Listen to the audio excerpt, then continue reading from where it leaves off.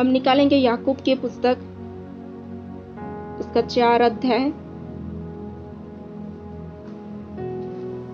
5 पद से 10 पद तक पढ़ेंगे। Hallelujah, thank you Jesus, thank you.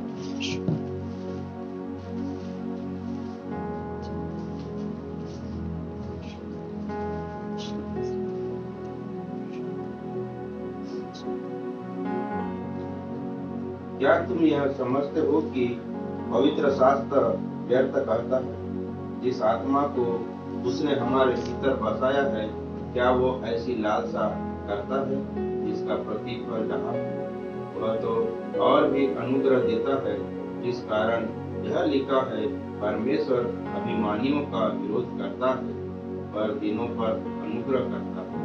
इसलिए परमेश्वर के अधीन हो जाओ और शैतान का सामना करो, तो वह तुम्हारे पास से भाग निकलेगा। परमेश्वर के निकट आओ, तो वह भी तुम्हारे निकट आएगा। हे पापियों, अपने हाथ शुद्ध करो, और हे दुचिते लोगों, अपने हृदय को पवित्र करो।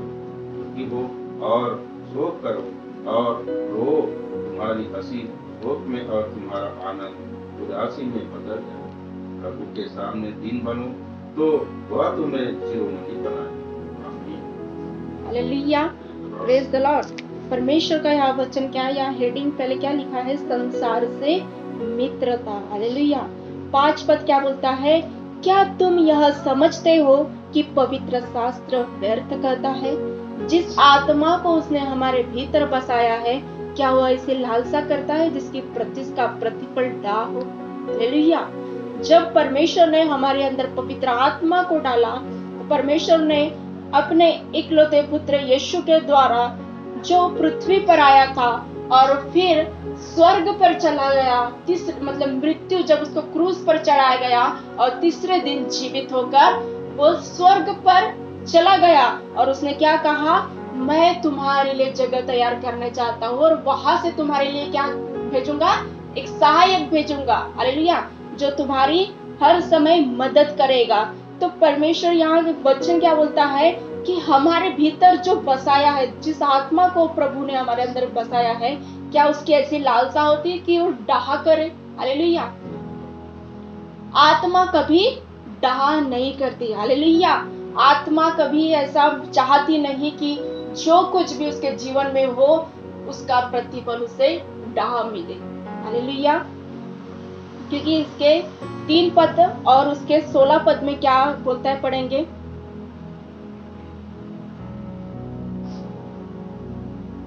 तुम मांगते हो और पाते नहीं। 3:16। क्योंकि जहाँ डाहा और विरोध होता है, वहाँ बखेड़ा और हर प्रकार का दुष्कर्म भी होता है। हालेलुया। देखो परमेश्वर का यह वचन 5 पद में क्या पढ़े कि वो ऐसी लालसा नहीं करता जिसका प्रतिफल डाह हो, और जहाँ डाहा और विरोध होता है वहाँ क्या होता है, बखेड़ा और हर प्रकार का दुष्कर्म भी होता है। हालेलुया। परमेश्वर नहीं चाहता कि मेरे लोगों के बीच, मेरे लोगों के अंदर जो मैंने पवित्र आत्मा उनके अंदर बसाया है, उनको प्रतिफल डाहा के रूप में नहीं मिलना चाहिए। हालेलुया। 6 पद पढ़ेंगे। वह तो और भी अनुग्रह देता है, इस कारण यह लिखा है, परमेश्वर अभिमानियों का विरोध करता है पर दीनों पर अनुग्रह करता है। हालेलुया। परमेश्वर डाहा की स्पिरिट को नहीं देता। हालेलुया। परमेश्वर विरोध की आत्मा नहीं देता, डाहा की आत्मा नहीं देता। वो कैसी आत्मा देता है, प्रेम की आत्मा देता है। कैसी आत्मा देता है, एक प्रकार से हर एक बातों में संयम, नम्रता, धीरज, वो आत्मा के 9 फल, उस वरदानों को परमेश्वर रिलीज करता है। लेकिन आज हम मनुष्य अपने ही संसार की अभिलाषा में दबकर उस आत्मा को हम अपने जीवन में रिलीज नहीं कर पाते। हालेलुया। यहाँ डायरेक्ट बोला है कि उसकी मतलब आत्मा की लालसा नहीं है कि जिसका प्रतिफल डाह हो। हालेलुया। और क्या बोलता है, परमेश्वर अभिमानियों का विरोध करता है। अभिमानी मतलब कौन, जो परमेश्वर को हट्टों में उड़ाता है, जो परमेश्वर को कुछ भी नहीं समझता, कुछ भी नहीं समझता अपने जीवन में। वो अपने आप को बड़ा समझता है। अभिमानी मतलब जो घमंड से भर जाते हैं, जो अहंकार से भर जाते हैं, जो परमेश्वर को ये चुटकी में मतलब उसको कुछ भी बोल देते हैं। तो परमेश्वर ये अभिमानी मतलब ये इन सारे वर्ड जो घमंड, डाह और ठट्टा और जो घमंड से भरे, अहंकार से भरे, उनको परमेश्वर क्या करता है? विरोध, उनका विरोध करता है। हालेलुया। और जो दिनों पर अनुग्रह करता है, या दिनों मतलब जो मन से दीन है, जो परमेश्वर के सम्मुख अपने आप को छोटा करता है। हालेलुया। जो परमेश्वर के सम्मुख अपने आप को कुछ भी नहीं समझता, एक शून्य के समान होता है, जो हर प्रकार में अपने आप को चुप और शांत और परमेश्वर के सामने एक ऐसा समझता है कि मैं कुछ भी नहीं हूँ, जो कुछ भी है परमेश्वर है, और मेरे जीवन में जो कुछ भी करता है तो परमेश्वर ही करता है। तो ऐसे लोगों के ऊपर परमेश्वर क्या करता है? अनुग्रह करता है। हालेलुया। इसलिए परमेश्वर के अधीन हो जाओ और शैतान का सामना करो तो वो तुम्हारे पास से भाग निकलेगा। हालेलुया। क्या होना है? अधीन होना है परमेश्वर के। हालेलुया। मनुष्य के अधीन होना है क्या? नहीं। किसके अधीन होना है? परमेश्वर के अधीन होना है। क्यों? जब परमेश्वर के हम अधीन होंगे तो शैतान हमारा कुछ कर सकता है क्या? नहीं कर सकता। शैतान का सामना हमें करना है। हालेलुया। कैसे सामना करना है? उस वचन की तलवार को लेकर। हालेलुया। उस आत्मा की तलवार को लेकर जो परमेश्वर ने हमारे अंदर डाला है। हालेलुया। जब परमेश्वर हमारे साइड है, हमारे अगल है, बगल है, सामने है, पीछे है, और हमारे सर के ऊपर उसका अगर हाथ है, तो परमेश्वर की सामर्थ हमारे अंदर है, उसकी आत्मा हमारे अंदर है, उसका वचन हमारे अंदर है। तो उस तलवार, उस हथियार को लेकर हमें शैतान का क्या करना चाहिए? सामना करना चाहिए, क्योंकि वो हमारे पांव से, हमारे पास से क्या होगा? भाग निकलेगा। हालेलुया। और 8 पद में क्या होता है? परमेश्वर के निकट आओ तो वह भी तुम्हारे निकट आएगा। हे पापियों, अपने हाथ शुद्ध करो, और हे दूषित लोगों, अपने हृदय को पवित्र करो। दुखी हो और शोक करो और रो, तुम्हारी हंसी शोक में और तुम्हारा आनंद उदासी में बदल जाए। हालेलुया। Praise the Lord. इसका मतलब क्या है? दुखी हो और शोक करो मतलब परमेश्वर के सामने हमें क्या बनना है? छोटा बनना है। हालेलुया। हमें खुशी तो है, खुशी से उछल रहे, कर रहे, लेकिन परमेश्वर के सामने हमें एक दुख के साथ उसके निकट जाना है। हालेलुया। एक मन की दुखाई के साथ, एक मन की एक सीधाई के साथ परमेश्वर के सामने हम ये नहीं दिखा सकते कि हम प्रभु बहुत आनंद से भरे हुए, हमें आपकी जरूरत नहीं है। हम ये नहीं बोल सकते परमेश्वर से, प्रभु हमारे जीवन में बहुत आनंद है, बहुत खुशी है, अब आपकी हमें जरूरत नहीं है, हम बहुत खुशी से रहते हैं, आनंद से रहते हैं। लेकिन यहाँ क्या बोलता है? दुखी हो, शोक करो और रो, तुम्हारी हंसी शोक में और तुम्हारा आनंद उदासी में बदल जाए। हालेलुया। जब हम ऐसा करते हैं, जब परमेश्वर के सामने हम अपने दुख के साथ, उदासी के साथ, रोते हुए, बिलखिलाते हुए परमेश्वर से जब विनती करते हैं, तो जब उसके सामने दीन बनते, तो परमेश्वर क्या बोलता है? प्रभु के सामने दीन बनो तो वो तुम्हें क्या करेगा? शिरोमणि। हालेलुया। Praise the Lord. क्या करेगा? शिरोमणि बनाएगा। हालेलुया। आमीन। प्रभु के सामने दीन बनना है। हालेलुया। मनुष्य के सामने हमें रोना नहीं है, मनुष्य के सामने हमें दुखी नहीं होना है, मनुष्य के सामने हमें शोक नहीं करना है। किसके सामने करना है? परमेश्वर के सामने करना है। हालेलुया।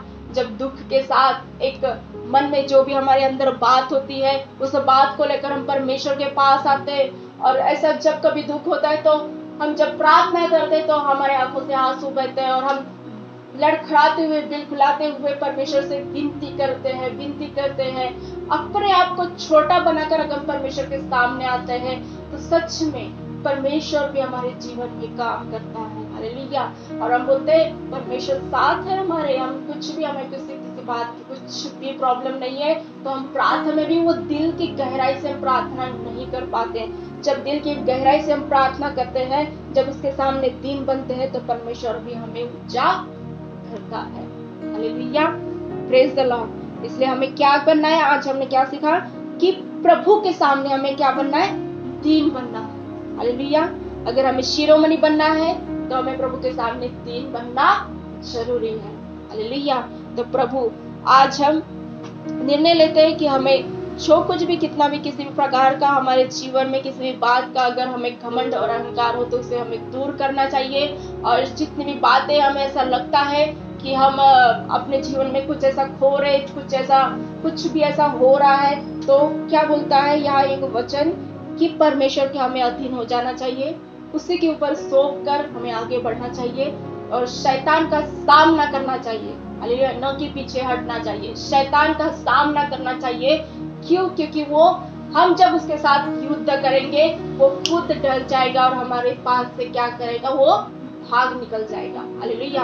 और प्रार्थना करके परमेश्वर के सामने हम अपने आप को सिर झुकाते हुए जब उसके सामने आएंगे तो परमेश्वर हमें ऊंचा करेगा। हालेलुया। Praise the Lord. इस सुंदर वचन के द्वारा प्रभु आप सभी को आशीषित करें। आइए हम प्रार्थना करेंगे।